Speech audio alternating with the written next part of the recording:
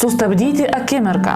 Būtent to mokėsi šių metų vasaros meno mokyklos dalyviai Šalčininkuose. Kartu su dailininkė Anna Špadžinska-Kos 35 vaikai ir jaunuoliai bandė prisijaukinti impresionizmą. Ieškojo įvairių atlikimo technikų, formų, spalvų ir visi kartu mokėsi išreikšti save.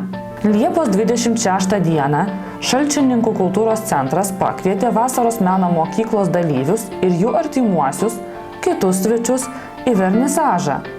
Ir visi kartu galėjo įsitikinti, kad dar vienas susitikimas su dailininkė ir pedagogė Anna Špadžinska-Kos praturtino mažuosius šalčininkiečius ir padovanojo labai įdomią parodą. Kiekvieną dieną meno mokyklos dalyviai ėjo vis gilyn į impresionizmo sodus.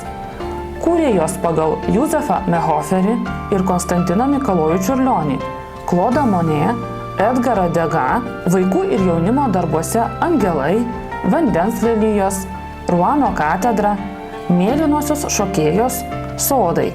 Atminkite sodus, taip sako poetas. Akimirkos laikinumas.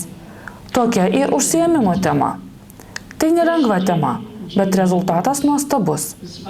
Visą tai padarė jūsų vaikai.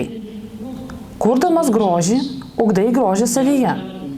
Kuo arčiau grožio bus mūsų vaikai, tuo pasaulis bus gražesnis.